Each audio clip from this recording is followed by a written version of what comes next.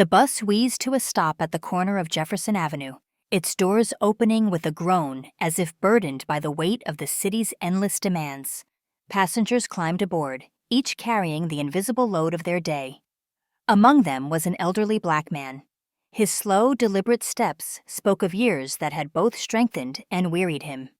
He leaned on a polished wooden cane, its surface worn smooth by years of use, and cradled a small paper bag of groceries in his other hand. His movements were unhurried but steady as he made his way to the back of the bus, where he eased into a seat near the window. The sunlight spilled over his face, illuminating deep lines that carried stories most would never know. He rested his cane against his knee and gazed out the window, his expression calm, his eyes filled with a quiet depth that went unnoticed by most. The bus rumbled back to life, its engine growling as it rolled through the city streets. Inside, the air buzzed with the low hum of conversation, the occasional ding of a phone, and the shuffle of weary feet. But the old man remained still, a quiet observer of the world beyond the glass. To the few who noticed him, he was just an old man, another face in the crowd. Yet to those who looked closer, there was a gravity to his presence, a weight that hinted at untold stories. The bus screeched to a halt again, this time near Lincoln High School. The atmosphere shifted the moment the doors opened. A group of teenagers bounded onto the bus, their voices loud, their laughter sharp-edged. There were 4 of them, boys no older than 16, each carrying backpacks slung carelessly over one shoulder. They moved with a swagger that screamed of youthful arrogance, their energy instantly cutting through the weary calm of the other passengers. One of them, a tall boy with a baseball cap turned backward, scanned the seats with a grin that hinted at mischief. His eyes landed on the old man at the back of the bus. "Yo, check out the grandpa in the back," he said, nudging his friend and tilting his head in the man's direction. The others followed his gaze, their smirks widening as they whispered and snickered among themselves. They sauntered down the aisle, their footsteps heavy with bravado. Passengers shifted uncomfortably, some pretending not to notice, others glancing nervously at the old man. The teens stopped just short of him, their mocking laughter rising like a taunting chorus. The boy in the cap leaned forward, resting his hands on the back of the seat in front of the man. "Hey, old man," he said with a smirk, his voice dripping with mockery. "You miss your stop at the retirement home?" The old man didn't flinch. He didn't even look at them. His eyes remained fixed on the window, his hand steady on the cane as though it anchored him to something unshakable. The silence only seemed to encourage them. "What's in the bag, Grandpa? Cat food?" another boy said, his hoodie pulled low over his eyes. He laughed and the others joined in, their voices bouncing off the walls of the bus. Passengers exchanged uneasy glances, their discomfort palpable. A woman clutched her purse tighter. A man in a suit adjusted his tie, his gaze fixed firmly on his phone. No one said a word. The taunting escalated. "That cane for walking, or is it holding you up?" One boy sneered, leaning closer. They nudged and tapped the cane lightly with their feet, their laughter growing louder. Then the old man moved. It was a subtle shift, a straightening of his posture, but it carried an undeniable weight.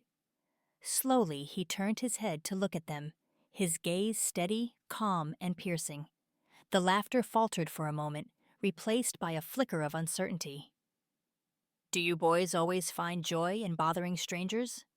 he asked, his voice low but clear, cutting through the noise like a blade. It wasn't angry, nor was it pleading. It was something else entirely, measured, deliberate, and impossibly steady. The boys hesitated.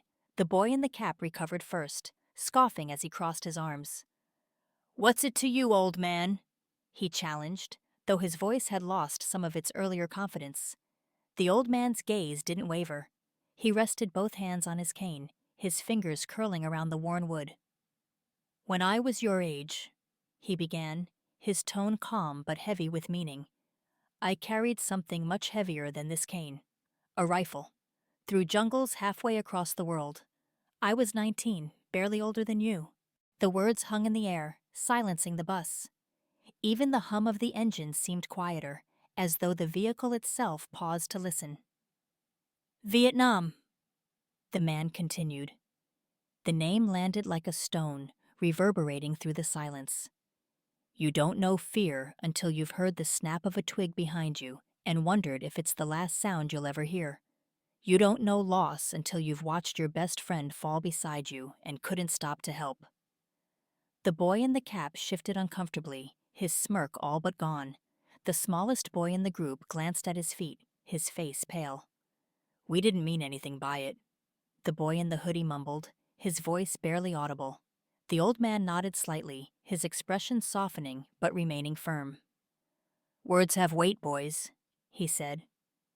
And you never know what someone's carrying. Strength isn't in tearing others down. It's in knowing when to stand tall and when to sit quietly. The bus was utterly still, every passenger frozen in the wake of his words. A young woman across the aisle blinked back tears. A man near the front adjusted his glasses, his throat tightening with unspoken emotion. One of the boys finally muttered, "Sorry," his voice trembling. The others nodded, their earlier bravado now reduced to uneasy silence. At the next stop, the teenagers filed off the bus, their heads bowed. Their laughter and swagger were left behind, replaced by something else, something quieter, more reflective. The bus continued on, its passengers now keenly aware of the quiet strength seated at the back. A young woman leaned over and whispered, "Thank you for everything." The old man gave her a small nod, his gaze returning to the window. As the bus reached its final stops, the man rose from his seat, his cane steadying him as he walked to the door. He paused before stepping off, turning to the passengers one last time. "Be kind to each other," he said, his voice soft but firm. "You never know the battles someone's fighting." And with that, he stepped into the twilight, disappearing into the city streets. Inside the bus, the silence wasn't uncomfortable anymore. It was thoughtful, heavy with reflection. The passengers carried on with their lives, but they carried his words with them too, a quiet reminder of the strength found in dignity and the weight of respect.